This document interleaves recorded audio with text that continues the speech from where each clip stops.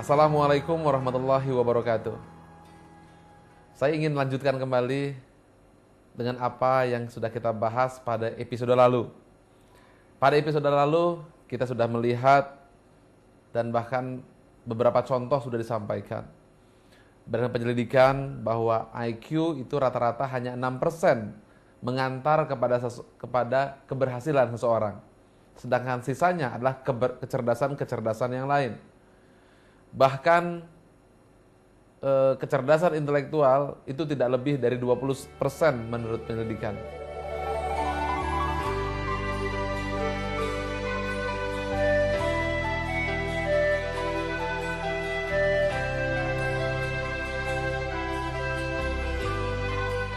Dan kita pun sudah membahas bahwa dibutuhkan kecerdasan emosional.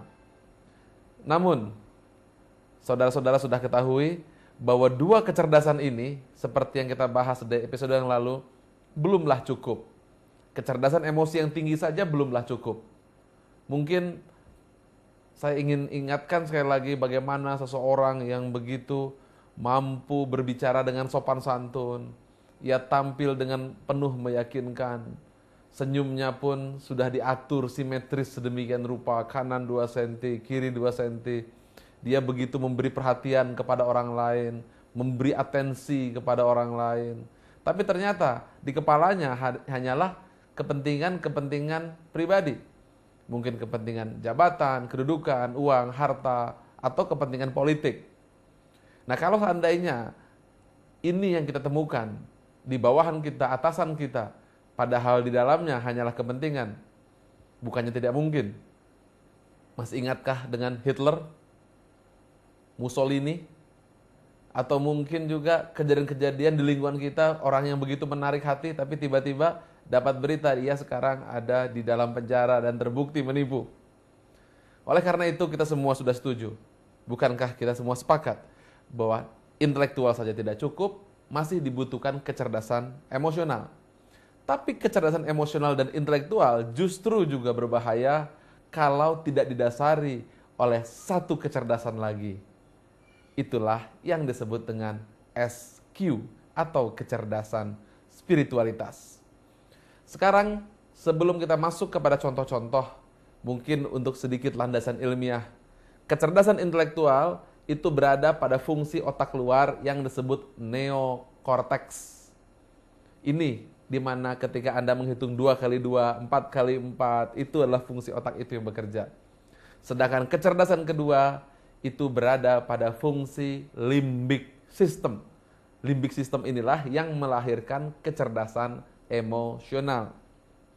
Nah, pada tahun 1995-an diperkirakan, seorang ahli di California University, ia mempelajari ada sebuah fungsi otak ketiga, di mana manusia akan terus mencari makna apa kehidupan itu. Untuk apa ia hidup? Untuk apa ia bekerja? Inilah yang disebut kecerdasan spiritual, yang ditemukan pada fungsi otak lobus temporal yang namanya God spot atau titik Tuhan.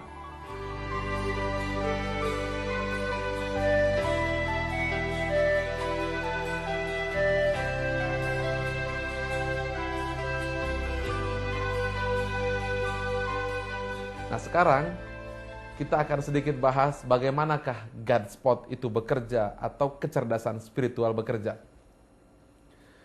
Bapak Ibu, sebelum kita bahas ini, saya ingin sampaikan sesuatu yang sangat luar biasa yang tertulis di dalam Al-Quran. Yang dikatakan Bismillahirrahmanirrahim. Wa ma khalaqtul jinna wal insa illa liya'budun. Tidak diciptakan jin dan manusia kecuali untuk mengabdi dan menyembah kepada Allah. Nah, fungsi kecerdasan ketiga ini berhubungan dengan ayat tadi. Sekarang mari kita lihat contoh-contoh ini. Di California University tepatnya, seorang ahli, dia menyelidiki tentang makna ini. Ada lagi sebuah penyelidikan di Harvard Business School, HBS. Nah, di sana ada sebuah lembaga yang namanya Odyssey School. Odyssey School didirikan oleh seorang ahli psikologi namanya Mr. Shoshana Zuboff. Mr. Sosana Zuboff, ia mendirikan sebuah lembaga di mana di dalamnya adalah para eksekutif-eksekutif yang usianya lebih kurang 50 tahunan. Ciri-ciri murid-murid mereka, penghasilan mereka rata-rata 1 juta US dollar. Apa yang mereka kerjakan di lembaga pendidikan yang namanya Odyssey ini? Mereka belajar menanam pohon tomat, kemudian membersihkan perahu, mencangkul, dan mengelap rumah. Anda mungkin heran, mengapa seperti itu? Beberapa dari mereka, ketika ditanya mengapa Anda sekolah di sana, dia mengatakan, kehidupan saya, pekerjaan saya telah memenjarakan saya. Saya seolah-olah merasa berada pada tangga yang salah. Saya memiliki uang yang sangat banyak, klien yang sangat banyak, bisnis yang sangat besar. Tapi klien dan bisnis itu telah membuat saya tidak lagi merdeka dalam kehidupan. Dan saya malah merasa sengsara setelah saya mencapai puncak sukses. Nah, inilah kenapa dibutuhkan sebuah kecerdasan yang ketiga yang disebut dengan SQ, adalah untuk menjawab kejadian-kejadian di mana orang terus mencari makna. Dan pencarian untuk apa itulah pada fungsi otak yang disebut dengan guard spot tadi. Wa ma khalaqtul jinna wal insa illa liya'budun. Tidak diciptakan jin dan manusia kecuali hanya untuk menyembah kepada Allah Subhanahu wa taala. Teman-teman, Anda yang di rumah juga mungkin banyak melihat dan menyaksikan kejadian-kejadian seperti ini. Saya pernah memberikan sebuah training di PT Garuda Indonesia. Di sana saya bertemu dengan seorang, katakan namanya Pak Wawan. Dia bekerja di sana 30 tahun. Usia dia sekarang diperkirakan 50 tahun. Wajahnya sudah memerah, nampak letih. Kemudian saya datangi ke dia. Pak Wawan, Anda sudah bekerja berapa tahun? 30 tahun. Dan dia berbicara dengan lesu dan tidak bersemangat. Kemudian saya tanya apa tugasnya? Dan dia bercerita bahwa tugas dia adalah menjaga sistem pengapian pada pesawat udara. Pada pesawat-pesawat bermesin jet. Fungsinya adalah apabila pengapian ini lancar, maka pesawat itu akan terbang dengan mulus. Tapi sekali saja tersangkut, maka pesawat itu akan jatuh. Bukan seperti mobil atau motor, kalau tersendat dia hanya batuk, tapi pesawat itu langsung jatuh. Dan pengapiannya tentu saja tidak sama dengan pengapian mobil atau motor di rumah saudara. Pengapian ini adalah sebuah sistem fueling yang benar-benar sangat canggih dan dipelajari dari negara-negara maju. Apa masalah yang dialami Pak Wawan? Pak Wawan orang yang bertanggung jawab, sangat loyal, dan bisa diandalkan. Sehingga atasan-atasannya sangat senang dengan Pak Wawan. Karena atasan-atasannya sangat senang dan juga pekerjaannya sangat langka, maka Pak Wawan harus terus berada di ruangan itu sampai 30 tahun. Ia tidak menerima kenaikan posisi yang lebih tinggi. Mengapa? Karena apabila dia naik posisi lebih tinggi, maka posisi itu kosong. Pak Wawan langsung bercerita ke saya, Pak Ari, 30 tahun saya bekerja di sini, saya tidak dapat apa-apa. Garis bibirnya sudah mulai turun, matanya pun sudah mulai turun. Mungkin kehidupan yang membuat dia merubah, wajahnya pun berubah. Saya lihat foto dia masih muda begitu, dulu bibirnya masih naik ke atas, semua wajahnya pun masih ceria. Sekarang berubah bentuknya, garis ke bawah semua. Ini mungkin menggambarkan orang yang sudah pesimis dan frustasi dengan kehidupannya. Kemudian dengan lembut saya tanya kepada Pak Wawan, Pak Wawan, saya ingin bicara sesuatu. Ya, nampak melihat tapi dengan nada sangat pesimis. Ya, saya bisa memahami 30 tahun bekerja di ruangan, mengerjakan sebuah sistem yang sedemikian rupa sangat rutin. Dan dia sudah bosan dengan kehidupannya. Kemudian saya tanya kepada Pak Wawan dan saya sampaikan satu hal. Pak Wawankah yang menjaga mesin-mesin jet itu? Iya. Ke luar negeri? Iya. Kemudian saya tanya, Pak Wawan, saya ingin bicara kepada Pak Wawan bahwa saya ingin mengucapkan terima kasih kepada Pak Wawan. Kenapa, Pak Ari? Ketika kemarin saya pergi haji, saya lupa mengucapkan terima kasih kepada Pak Wawan. bahwa ketika saya pergi haji, saya bisa sampai di kota suci Mekah dan Madinah. Kemudian saya pulang lagi, saya bawa beberapa rombongan, dan saya yakin masih ada 200.000 orang lain yang sama dengan saya. Mereka semua belum mengucapkan terima kasih ke Pak Wawan, yang mungkin sudah puluhan tahun Pak Wawan lakukan. Pak Wawan, izinkan saya, atas nama mereka, saya ingin mengucapkan penghargaan dan terima kasih yang setinggi-tingginya. Saya tahu Pak Wawan, mereka semua tidak mengucapkan terima kasih, atau mungkin perusahaan. Tapi satu hal Pak Wawan, Allah melihat dan malaikat yang ada di sebelah kanan mencatat apa yang Pak Wawan lakukan. Pak Wawan, seandainya seluruh dunia ini diberikan kepada Pak Wawan, saya yakin itu pun tidak cukup untuk membalas kebaikan Pak Wawan. Saya hanya berharap kepada Tuhan, seandainya nanti para haji itu diterima Allah dan masuk surga, saya kira orang yang cocok untuk masuk surga adalah Pak Wawan sendiri. Karena Pak Wawan yang menyelamatkan mereka sampai ke tanah suci. Pak Wawan, tasbih Pak Wawan adalah mesin jet itu. Dan sajadah Pak Wawan adalah ruang kantor Pak Wawan. Pak Wawan tertunduk dan ia meneteskan air mata. Kemudian dadanya berguncang. Dia menangis dan tertunduk. Dan saya peluk dia dan dia pun peluk saya sambil bergetar. Saya mengatakan, ya Allah, ini tangisan yang terpendam selama 30 tahun.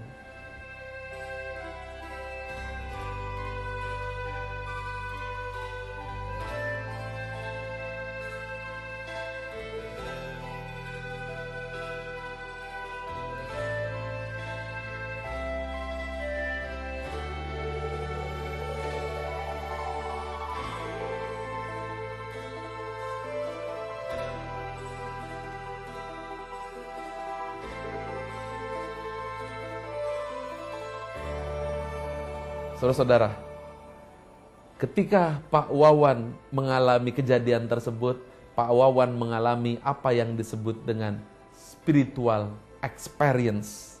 Spiritual experience adalah ketika fungsi otak Godspot tersentuh, dan pada saat itulah fungsi otak Godspot bekerja. Dan ini kemudian di California University di-scan setelah diberi semacam cairan, dan fungsi otak bersinar-sinar ketika orang merasakan nikmatnya spiritualitas. Wa ma khalaqtul jinna wal insa illa liya'budun. Tidak diciptakan jin dan manusia kecuali hanya menyembah kepada Allah. Ya ayyuhan nasu budu rabbakumul ladzi khalaqakum wal ladzina min qablikum la'allakum tattaqun.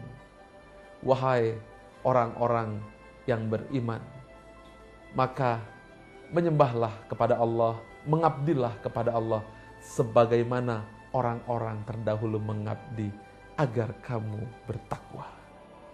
Surat ini 1400 tahun yang lalu, dan penemuan kecerdasan spiritual adalah diperkirakan tahun 2000, dan itu tertulis pada pena yang disebut dengan Godspot pada otak manusia. Inilah Bapak, Ibu, teman-teman, bahwa kecerdasan spiritual bukanlah angan-angan. Kecerdasan spiritual bukanlah sekedar ilmu dari luar. Kecerdasan spiritual adalah makna dalam di mana manusia terus akan mencari makna kehidupannya. Inilah inti dari makna puncak yang disebut dengan ultimate meaning, ketika manusia terus mencari, siapakah saya sebenarnya, di manakah saya sebenarnya, mau kemanakah saya sebenarnya. Apabila kita memahami ini, dan sesuai pula dengan surat pertama yang diturunkan dalam Al-Quran, Bismillahirrahmanirrahim, Iqra bismi rabbikal ladzi khalaq, khalaqal insana min alaq, Iqra wa rabbukal akram, alladzi allama bil qalam, allamal insana ma lam ya'lam. Bacalah dengan nama Tuhanmu, Ia yang menciptakanmu dari segumpal darah. Bacalah Bacalah dengan nama Tuhanmu yang Maha Pemurah, yang mengajar manusia dengan perantaraan kalam. Dia yang mengajarkan manusia apa yang tidak diketahuinya. Bapak, Ibu, teman-teman, adik-adik, bahwa Al-Quran bukan hanya tertulis di dalam sebuah buku yang disebut Holy Quran, tapi Al-Quran tertulis pada fungsi otak manusia, God spot. Al-Quran tertulis pada fungsi emosi manusia, limbik. Al-Quran tertulis pula pada fungsi manusia, neokorteks. Summa sawahu wa nafakha fihi min ruhihi wa ja'ala lakumus sam'a wal absara wal afidah. Kemudian Allah menyempurnakan bagimu pendengaran, mata, dan hati. Pendengaran, ketika kita mendengar musik yang lembut, hati tersentuh, merasa haru dan bahagia. Itulah ketika fungsi limbik system bekerja, kecerdasan emosional. Ketika mata bekerja, kita mengukur dengan konkret, itulah kecerdasan intelektual. Dan ketika hati merasakan, itulah kecerdasan spiritual, makna kehidupan.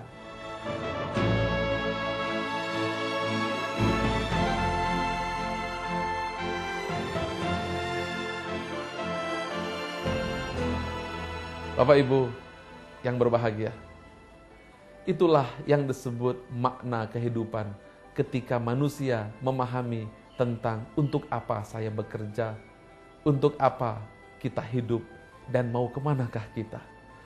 Dan tuntutan ini bukan hanya sekedar perintah yang tertulis di dalam ayat suci Al-Quran, tapi ia berkedip-kedip dalam fungsi otak God spot. Dan kemudian seorang ahli yang namanya Michael Persinger, ia melakukan sebuah penyelidikan yang disebut The Binding Problem. The Binding Problem itu membuktikan bahwa fungsi 3 kecerdasan terus akan mencari. Ketika ia bekerja, maka fungsi otak God spot akan mencari makna. Untuk apa saya bekerja? Ketika ia sedang mengerjakan komputer, maka pada saat itu fungsi suara hati God spot bekerja. Untuk apa saya mengerjakan ini? Ketika ibu di rumah membuat kopi dan mie untuk suami, pada saat itu hati bekerja, bertanya, untuk apa? Dan apabila manusia tidak mampu menjawab untuk apa dan tidak tersentuh fungsi God spotnya, maka manusia menderita apa yang disebut penyakit spiritual patologis.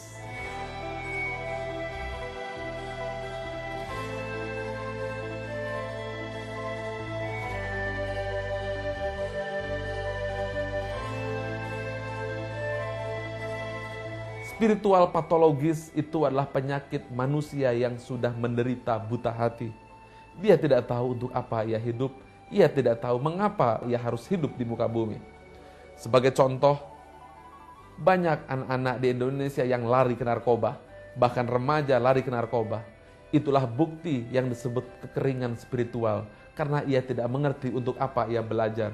Selama ini di sekolah, ia hanya dituntut untuk belajar sungguh-sungguh. Tapi untuk apa belajar sungguh-sungguh? Dijawab oleh orang tua dan guru, agar kamu bekerja di tempat yang bagus.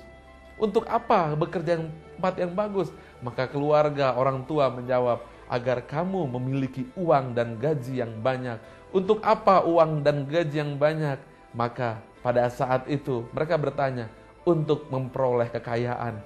Untuk apa memperoleh kekayaan? Ternyata itu semua tidak mampu menyentuh fungsi kecerdasan ketiga, God spot. Dan inilah yang membuat dilema besar, sehingga bangsa kita banyak yang sakit, orang-orang banyak yang sakit jiwanya. Bahkan menurut penyelidikan dari sebuah lembaga, 1 dari 5 orang menderita sakit jiwa.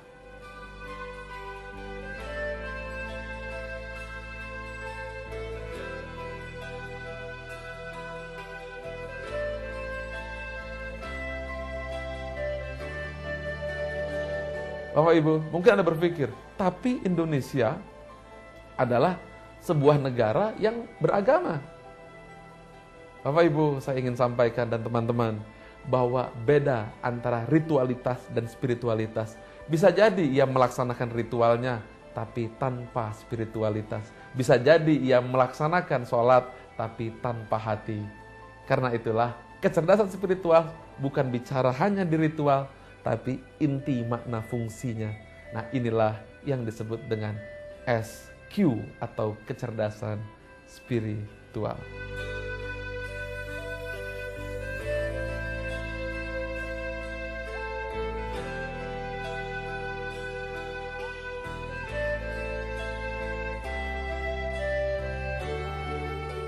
ESQ Leadership Center, sebuah lembaga training yang saat itu saya ikut memberi training di Krakatau Steel. Di sana saya bertemu dengan seorang karyawan yang lebih kurang 20 tahun ia bekerja. Ia lulusan ITB, bahkan sudah S2. Kemudian pada saat itu saya bicara, dia mengatakan, saya sudah 20 tahun bekerja tapi saya dapat apa? Saya tidak dapat apa-apa, hanya begini. Wajahnya pun sudah tidak karuan bentuknya. Mengapa? Biasanya ciri-ciri orang yang kecerdasan emosinya rendah, itu wajahnya umumnya asimetris, tidak simetris. Bisa jadi dia bibirnya lebih panjang sebelah kanan, sebelah kiri. Matanya, itu ciri-ciri kecerdasan emosional, itu mempengaruhi. Karena ketidakseimbangan emosi akan mempengaruhi juga wajahnya.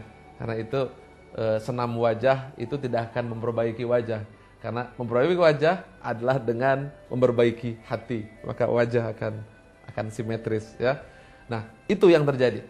Ia merasa bahwa pekerjaan sudah sedemikian lama tapi ya saya tidak dapat apa-apa. Oh, begitu. Kemudian besoknya saya bicara ke dia, katakan namanya Udin. Udin, saya baru saja sholat di masjid. Oh ya, kenapa Pak Ari harus cerita? Saya ingin menyampaikan bahwa ketika sholat, saya tiba-tiba ingat, ketika wudhu maksud saya ingat dengan Pak Udin. Kenapa Pak Udin, Pak Ari seperti itu? Ketika wudhu, saya tidak melihat air itu, tapi saya melihat pipa yang mengalirkan air. Izinkan saya bertanya, yang bikin pipa itu siapa? Ya saya. Oh, di seluruh Indonesia, siapa yang memproduksi pipa dan tangan siapa yang mengerjakan? Saya.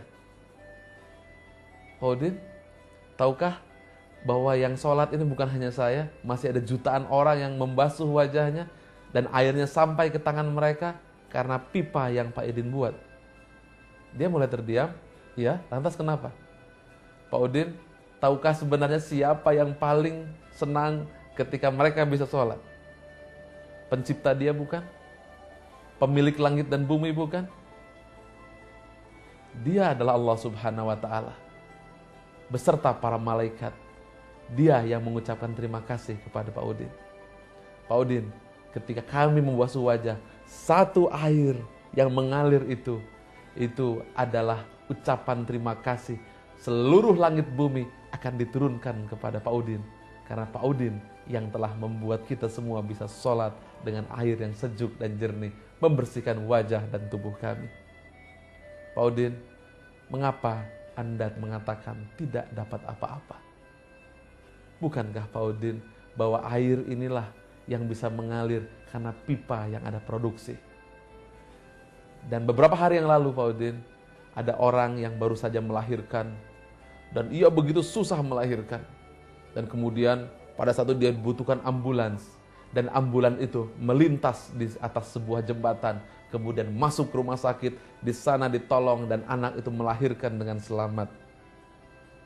Pak Udin, besi di jembatan itu dari mana? Saya katakan. Oh, seluruh Indonesia dari kami, Krakatau Steel.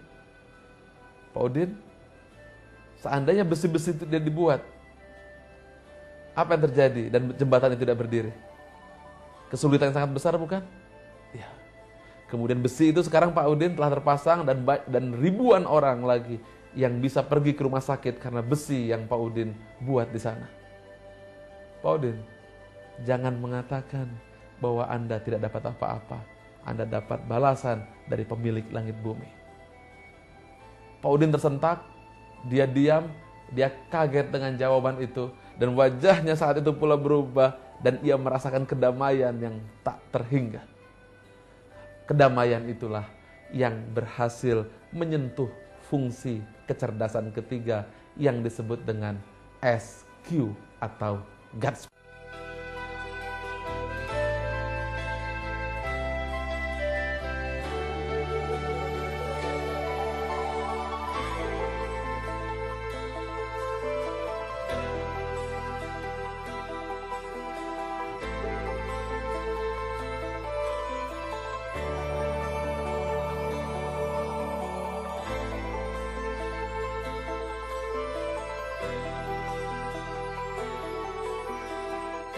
Teman-teman, inilah yang disebut makna spiritual, bahwa orang bukanlah bekerja cuma karena uang, cuma karena harta, tapi sesuatu yang tidak terlihat, sesuatu yang tidak bisa dibaca dengan pikiran, tapi ia ada dalam sistem saraf ketiga, third brainess atau kecerdasan spiritual atau God's spot tadi. Mungkin kita melihat bahwa selama ini banyak orang yang cerdas spiritual. Ya sepertinya ibadahnya tinggi. Bahkan pergi haji sudah 8 kali. Tapi mengapa kok bangsa kita ya telah diangkat dan dinobatkan sebagai bangsa yang dari sisi negatif dalam arti korupsi, urutannya ini kok tinggi sekali. Inilah masalahnya. Ritual berbeda dengan spiritual. Yang kita harapkan adalah bagaimana ritualisme harus mampu menciptakan kecerdasan spiritual. Contoh lagi, ketika saya pergi ke Bali, saya ingin menemui guru saya, Pak Habib Adnan. Ia sakit keras. Kemudian ketika saya naik ke pesawat terbang, saya tidak berpikir apapun, tapi saya membayangkan kalau saya naik bis pada saat itu, mungkin saya sangat terlambat. Tapi alhamdulillah, dalam 2 jam saya tiba dan saya bisa bertemu dengan beliau. Dan alhamdulillah sekarang dia sehat. Apa yang saya pikirkan saat itu? Seandainya orang-orang Garuda tidak menjalankan pesawat ini dengan sungguh-sungguh, saya tidak pernah menjangkau tempat itu. Dan betapa mulia orang-orang yang telah melaksanakan kegiatan tersebut. Dan pada saat itu pula saya berbicara dengan salah seorang pramugari yang memberikan saya permen. Seperti biasa, saya tanya, "Mbak, kenapa kamu kasih permen saya? Untuk apa?" "Ya, ini peraturan perusahaan." "Lantas, kenapa?" "Ya, ini memang peraturannya dan itu tugas saya." "Tugas? Untuk apa?" "Ya, ini prestasi supaya saya dapat gaji." "Apakah hanya itu?" Tidakkah Anda berpikir bahwa ketika Anda memberi permen, apa yang ada di pikiran Anda? Ya, saya tidak berpikir apa-apa, saya jadikan itu. Mengapa ketika Anda memberi permen, Anda tidak mengatakan, "Ya Allah, ya Tuhanku, aku berikan permen ini untuk menghibur hamba-hambamu, agar ia merasa senang dan ia bisa bahagia selama dalam perjalanan ini. Ya Allah, ya Tuhanku, ini adalah tasbihku. Berikan aku balasan, aku ridho bekerja untukmu." Inilah yang disebut dengan kecerdasan spiritual atau ihsan. Nah, sekarang bagaimanakah kita bisa menghubungkan 3 kecerdasan tadi? 1, ada kecerdasan intelektual. 2, ada kecerdasan emosional. 3, ada kecerdasan spiritual. 3-tiganya tidak bisa dipisahkan. Tidak bisa hanya kecerdasan spiritual saja, tidak bisa kecerdasan emosional saja, dan tidak juga hanya bisa kecerdasan intelektual saja. Contoh, selama ini yang terjadi adalah pemisahan di 2 kecerdasan tersebut. 1, saya ahli di spiritual, 1 ahli di emosional atau intelektual. Contoh true story. Saya punya rekan memiliki sebuah lembaga bisnis bidang pendidikan. Karyawannya pada saat itu agak malas-malasan, tidak bersemangat sehingga omset perusahaan jatuh. Lantas apa yang dilakukan? Semua karyawannya dikumpulkan dan mereka semua diliburkan dulu selama 2 bulan. pergi ke sebuah tempat untuk dilatih agar ia memiliki tingkat keimanan yang tinggi. Setelah 2 bulan, ia kembali. Dan benar saja terjadi perubahan. Yang tadinya galak, tiba-tiba berubah menjadi baik. Ia tidak lagi keras, tapi ia berubah menjadi lemah lembut. Nah, tentu saja sang bos merasa berhasil tujuanku. Kemudian ia dipanggil dan berbicara dengan sangat bahagia. Sang bos bilang, waduh Rudi, coba kamu sudah dari dulu seperti ini, mungkin kita sudah bisa maju ya. Ya, dia dengan tersenyum lembut, ia berkata, ya terima kasih Pak, Bapak telah kirimkan saya ke sana. Nah, sekarang Rudi tolong ceritakan, apa langkah kita? Pak, begini Pak, saya kemarin sudah diajarkan di sana bahwa hidup harus seimbang. Wah, sang bos berkata, wah itu bagus sekali. Lantas bagaimana? Begini Pak, Rudi berkata, seimbang itu adalah dunia dan akhirat. Waduh, ini yang saya tunggu. Oke, terus bagaimana rencana kita? Begini Pak, dalam hidup itu kita harus mampu membagi waktu, mana yang dunia, mana yang akhirat. Coba kita lihat. Sekarang tanggal berapa Pak? Bulan berapa? Oh, bulan Oktober. Iya, Oktober. Pak, kita sudah lebih dari 6 bulan bekerja. Sekarang waktu untuk ibadah. Kita semua minta cuti Pak. Kita pengen ibadah. Wah, kok begitu? Jangan begitu dong. Nanti bagaimana dengan perusahaan kita? Bapak pilih mana? Dunia yang fana atau akhirat yang kekal? Sang bos mulai gugup. Ya jelas saya pilih dunia. Ya, maksud saya maaf. Ya jelas saya pilih akhirat. Bagus Pak. Kalau Bapak tetap pilih dunia, Bapak nanti akan dibakar dalam neraka dan ditusuk besi panas dari belakang sampai ke depan. Wow, bosnya ketakutan sekali.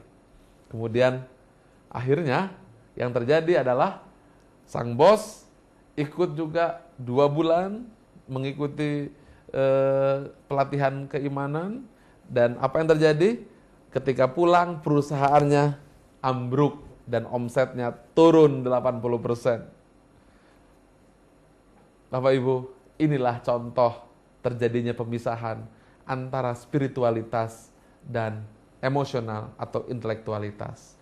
Oleh karena itu, ESQ adalah bagaimana mencoba menggabungkan seluruh kecerdasan menjadi satu.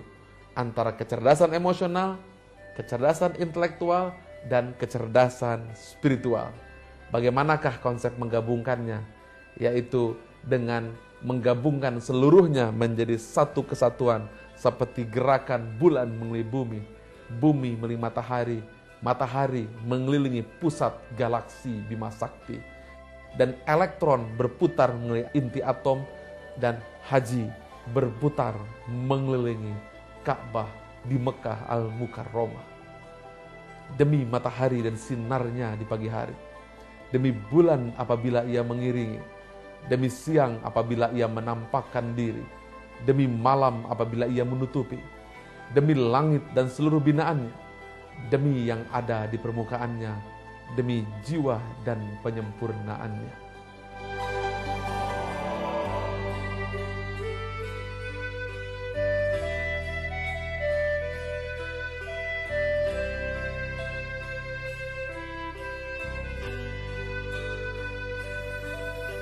Bapak Ibu, kecerdasan intelektual kita akan letakkan pada dimensi terluar, dimensi fisik. Tapi dimensi fisik ini harus berputar pada dimensi emosional.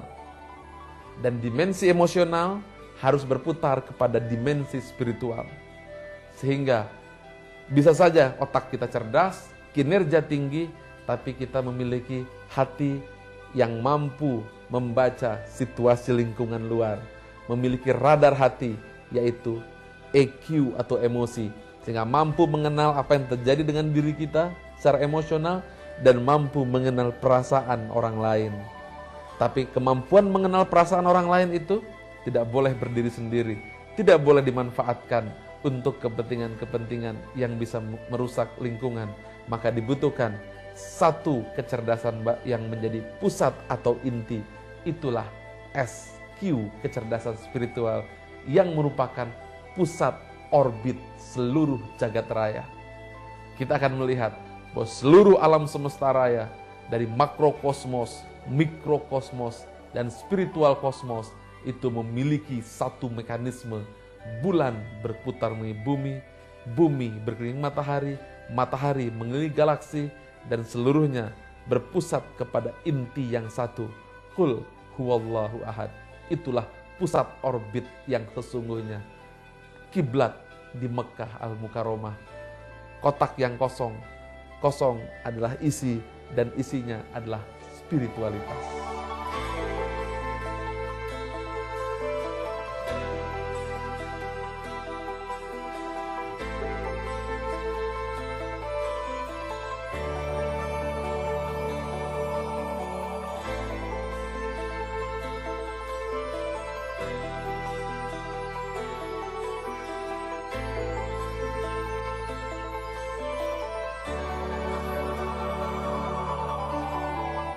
Demikian teman-teman, Bapak Ibu, saudara-saudara sekalian, kita akan lanjutkan dengan episode berikutnya.